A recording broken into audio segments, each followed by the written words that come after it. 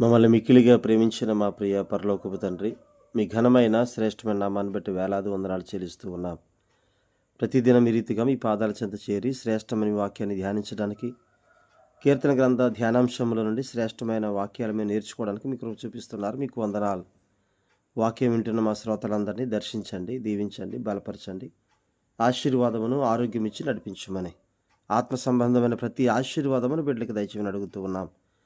ముఖ్యంగా తండ్రి 10వ తరగతి ఎగ్జామ్స్ రాస్తూ ఉన్నారు. డిగ్రీ, పీజీ ఎగ్జామ్స్ రాయడానికి కృప చూపించండి. అట్లాగే ప్రభా competitive exams, DSC, bank exams, railway exams, ఇంకా కొన్ని కాంపిటేటివ్ ఎగ్జామ్స్ బిడ్డలు రాస్తూ ఉన్నారు. మంచి ఉద్యోగాలు మా బిడ్డలు ఉంచండి, దర్శించండి. విదేశాల్లో ఉంటున్న మా బిడ్డలందరినీ ఆరోగ్యము, శక్తి, బలం ఇచ్చి నడిపించమని అడుగుతున్నాం. అట్లాగే ప్రభా దూర ప్రాంతాల్లో ఉద్యోగాలు చేస్తూ ఉన్నారు. బిడ్డలను దర్శించమని బలపరచమని అడుగుతున్నాం. ఆరోగ్యం ఇవ్వండి, ఆశీర్వాదం ఇవ్వండి, మీ కాపుదలు ఇవ్వండి. హాస్టల్ నుండి చదువుతున్నారు బిడ్డలు, చక్కని జ్ఞానం ఇవ్వండి, ఆరోగ్యంతో నిమ్మని అడుగుతూ ఉన్నా. అట్లాగే ప్రభా అనారోగ్యంగాను బలహీన పరిస్థితుల్లో ఉన్నట్టు బిడ్డలందరినీ దర్శించండి. మీ కృపా భాగ్యం బాకిచ్చి బలపరచమని, ఆశీర్వదించమని, వివిధ సంఘాల్లో ఉన్న సకల పరిశుద్ధులకు మీ కాపుదల భద్రత ఇచ్చి నడిపించమని. అయ్యా వాక్యం వింటున్న మా శ్రోతలందరినీ మరొకసారి మీ పాదాల చెంత పెడుతున్నాం. శ్రేష్టమైన వాక్యం విని ఆశీర్వదింపబడే భాగ్యం దయచేయమని యేసు నామములో అడిగి వేడుకుంటున్నాం తండ్రి, ఆమేన్. ప్రియులరా, అందరికీ వందనాలండి. కీర్తన గ్రంథం 13వ అధ్యాయం 4 చరణాలు నిన్నటి వరకు నేర్చుకున్నాం. ఈరోజు 5వ చరణాన్ని మనం ధ్యానం చేద్దామండి. తెలుగు బైబిల్లో 5వ చరణం అని ఉంది. ఇంగ్లీష్ బైబిల్లో 5, 6 చరణాలని కూడా ఉన్నాయి. 5వ చరణం: నేనైతే నీ కృపయందు నమ్మికించి ఉన్నాను, నీ రక్షణ విషయమై నా హృదయము హర్షించుచున్నది. యెహోవా నాకు మహోపకారములు చేసి ఉన్నాడు, నేను ఆయనను కీర్తించెదను. ఈ 13వ కీర్తనలో మొదటి 2 వచనాలు దావీదు యొక్క దుఃఖము కనపడితే, 3, 4 వచనాలు దావీదు యొక్క విన్నపము లేదా ప్రార్థన కనిపిస్తూ ఉంది. ఇక 5వ వచనం దావీదు యొక్క స్తుతిగానం కనిపిస్తుంది. అంటే ఒకవేళ 6వ వచనం ఇంగ్లీష్ బైబిల్లో ఉందనుకుంటున్నాం కనుక 5వ వచనం ఏమో దేవుడే అతని సంరక్షణ అని, 6వ చరణం దేవుడే నా సమృద్ధి అని చూస్తూ ఉన్నాం. పాట పాడుతున్నాడు దావీదు, దేవుని స్తుతిస్తూ ఉన్నాడు. ఎందుకని స్తుతిస్తున్నాడు అంటే, సో దేవుడే అతనికి రక్షణగా. అక్కడ అంతకుముందు ప్రారంభ వచనాల్లో ఉన్నటువంటి దుఃఖము, బాధ అవన్నీ తొలగిపోలేదు, అవి అలాగే ఉన్నాయి. ఉన్నా, బాధ ఉన్నా, తనకొచ్చిన శ్రమల్లో ఏమాత్రము మార్పు లేకపోయినా కూడా దేవుడు మార్పు లేనివాడు గనుక ఆయన కూడా కాపాడుతూనే వస్తాడనే ఒక ధైర్యాన్ని, దేవుని మీద నమ్మకం ఉంచి అక్కడ దావీదు మాట్లాడుతూ ఉన్నాడు. ఒకసారి కీర్తనలు 89, 28లో అండి.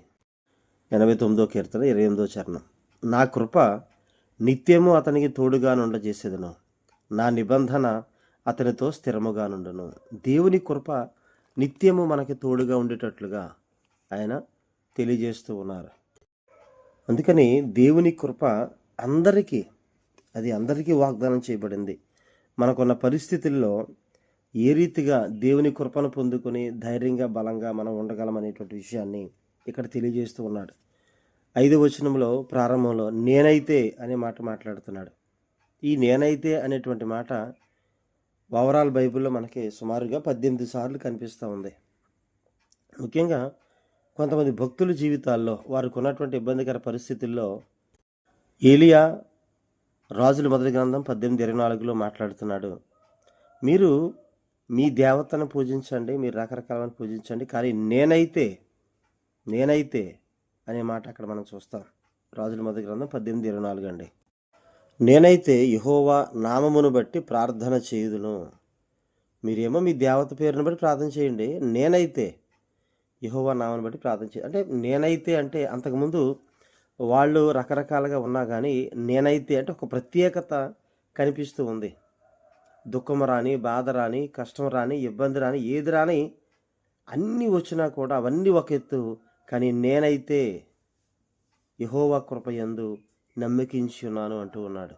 అట్లాగే కీర్తనలో కూడా చాలా చోట్ల కీర్తనకారుడే నేనైతే అనే మాట మాట్లాడుతూ ఉంటాడు. కీర్తనలు 5:7లో మనం చూస్తే అండి, 5వ అధ్యాయం 7వ చరణంలో కీర్తనల మాట మనం చూస్తూ ఉన్నాం. నేనైతే నీ కృపాతిశయమును బట్టి నీ మందిరములో ప్రవేశించేదను. అట్లాగే 13:5లో మనం ఇప్పుడు చూసాం, నేనైతే నీ కృపయందు నమ్మికించి ఉన్నాను. అలాగే 17-15లో చూస్తే, నేనైతే నీతి గలవాడనై నీ ముఖ దర్శనము చేసేదను. కీర్తనల్లోనే ఈ మాటలు మనం చూస్తూ ఉన్నాం. అట్లాగే 52:8లో 17-15లో అదే మాట చూసాం. అలాగే 52:8లో అండి, 52:8లో, నేనైతే దేవుని మందిరములో పచ్చని ఒలీవ చెట్టు వలెనున్నాను, నిత్యము దేవుని కృపయందు నమ్మకించి ఉన్నాను. దేవుని మందిరంలో పచ్చని ఒలీవ చెట్టులాగా ఆశీర్వదించబడాలి అంటే నిత్యము దేవుని కృపలో మనం నమ్మిక ఉంచాలి. దేవుని కృప మీద మనం ఆనుకోవాలి. దేవుని కృపయందు నమ్మికించు వాడిని దేవుడు ఎప్పుడు కూడా విడిచిపెట్టేవాడు కాదు అనే విషయాన్ని ఇక్కడ చూస్తున్నాం. అలాగే 55:23 అండి, అదే కీర్తనలు 55:23, దేవ నాశన కోపములో నీ వారిని పడవేయుదువు, రక్తాపరాధులను వంచకులను సగము కాలమైన బ్రతుకరు, కానీ నేనైతే నీ యందు నమ్మికించి ఉన్నాను. అట్లాగే 75:9 అండి, కీర్తనలో 75:9లో, అంటే ఇలా నేనైతే అనేటువంటి మాట అక్కడున్న పరిస్థితుల్ని, అక్కడ మాట్లాడే వ్యక్తిని వేరు చేస్తున్నట్టుగా మనం చూస్తున్నాం. 75:9 చరణం, నేనైతే నిత్యము ఆయన స్తుతిని ప్రచురము చేయుదును, యాకోబు దేవుని నేను నిత్యము కీర్తించేదను. ఇలా ఈ రీతిగా కీర్తనకారుడు మాట్లాడుతున్నట్టుగా మనం చూస్తున్నాం. అంటే నేనైతే అనేటువంటిది ఒక ప్రత్యేకతను చూపిస్తున్నట్టుగా అక్కడ ఆ సందర్భానికి ఖచ్చితమైన ప్రత్యేకమైన ఒక అంశాన్ని, ప్రత్యేకమైన ఒక లక్షణాన్ని, ప్రత్యేకమైన ఒక పనిని అక్కడ చూపిస్తున్నట్టుగా మనం చూస్తూ ఉన్నాం. కాబట్టి దేవుని మీద ఆనుకున్నటువంటి పరిస్థితుల్లో చిన్న కుమారుడు కూడా అంటాడు లూకాసు వార్త 15:17లో, నా కూలివాండ్రకి, నా నాన్నగారి దగ్గర కూలివాండ్రకి అన్నం ఎంతో సమృద్ధిగా దొరుకుతుంది, నేనైతే ఇక్కడ ఆకలికి చచ్చిపోవచ్చున్నాను. అంటే ఏ విధంగా తను అక్కడ ఉన్నటువంటి పరిస్థితులకి భిన్నంగా ఉన్నాడో, సెపరేట్ భిన్నంగా ఉన్నటువంటి దాన్ని తను తెలియజేస్తూ ఉన్నాడు. కాబట్టి దేవుని కృప మీద ఆనుకుంటే ఖచ్చితంగా మన జీవితాల్లో, అక్కడ అంటున్నాడు, నీ రక్షణ విషయమే నా హృదయము హర్షించుచున్నది, యెహోవా నాకు మహోపకారములు చేసి ఉన్నాడు, నేను ఆయనను కీర్తించెదను. నిర్గమకాండం 26లో కనుక మనం చూస్తే 20:6 అండి, నన్ను ప్రేమించి నా ఆజ్ఞలు గైకొను వారిని 1000 తరముల వరకు కరుణించువాడనై ఉన్నాను.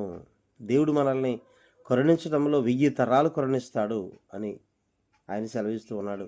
ఆయన్ని గనక ప్రేమించి ఆయన ఆజ్ఞలు, అంటే దేవుని వాక్యానుసారమైన జీవితాన్ని గనక మనం కలిగి ఉంటే, ఇదే నిర్గమకాండంలో 34వ అధ్యాయం 6-7 వచనాల్లో మనం చూస్తే, అతని ఎదుట యెహోవా అతని దాటి వెళ్ళుచు, యెహోవా కనికరము, దయ, దీర్ఘశాంతము, విస్తారమైన కృపాసత్యములు గల దేవుడైన యెహోవా, ఆయన 1000 మందికి కృపను చూపుచు దోషమును, అపరాధమును, పాపమును క్షమించును గాని ఆయన ఏమాత్రమును దోషులను నిర్దోషులుగా ఎంచక 3-4 తరముల వరకు తండ్రుల దోషము కుమారుల మీదకిని, కుమారుల కుమారుల మీదకిని రప్పించునని ప్రకటించాను. ఆయన 1000 మందికి కృప చూపించే దేవుడు. ఆయన అమితమైన కృపను మన మీద కురిపించేటువంటి దేవుడిగా మనం చూస్తూ ఉన్నాం. ఇక్కడ దేవుని యొక్క కృప మన మీద ఉన్నప్పుడు, దేవుని కృప మీద మనం నమ్మిక ఉంచగలిగిన పరిస్థితుల్లో ఉన్నప్పుడు అక్కడ 2 విషయాలు మనం చేయగలుగుతూ ఉన్నాం. అంటే ఆయన మీద ఆనుకున్న పరిస్థితులు 2 రకాలైన పనులు అక్కడ చేస్తాయన్నట్టుగా మనం చూస్తున్నాం. ఒకటి, రక్షణ విషయంలో హర్షిస్తాం, సంతోషిస్తాం. రెండవది, దేవుడు చేసిన కార్యాల కొరకు మనము పాటలు పాడుతూ ఉంటాం. ఈ 2 కూడా మన జీవితాలు జరుగుతాయి ఎప్పుడైతే దేవుని కృప మీద మనం పూర్తిగా నమ్మకం ఉంచి ఆనుకుంటున్నామో. ఖచ్చితంగా దేవుడు మన జీవితాల్లో, మన పరిస్థితులు ఎట్లాగైనా ఉండవండి. ఈ కీర్తనలోనే చూడండి, 13వ అధ్యాయం ప్రారంభము ఎంత దుఃఖకరమో, ఎంతవరకు మర్చిపోతావు ప్రభా, ఎంతవరకు విముఖుడు అయి ఉంటావు, ఎంతవరకు నేను నలిగిపోతాను, ఎంతవరకు దుఃఖకాంతుడై ఉంటాను నేనని అన్నటువంటి ఆ దావీదు చివరి వచ్చేసరికి మన జీవితాల్లో కూడా ప్రారంభంలో కాస్త కష్టాలు, ఇబ్బందులు ఉన్నా, ఇప్పుడు పరిస్థితిలో కాస్త నలిగిపోతున్నా కూడా కొంతకాలం తర్వాతే దేవుడు మనకి అద్భుతమైనటువంటి రక్షణ విషయమైన సంతోషాన్ని బట్టి హృదయం హర్షించేలాగు, అంటే సంతోషించేలాగు, ఆనందించేలాగు, అట్లాగే దేవుడు చేస్తున్న మహోపకార్యాలను బట్టి ఆయనను కీర్తించే కృపను దేవుడు మనకి దయచేస్తాడు. అటువంటి భాగ్యాన్ని మనం పొందుకుందాం. దేవుడు తన మాటలు దీవించునుగాక. ఆమెన్. అందరికీ వందనాలు.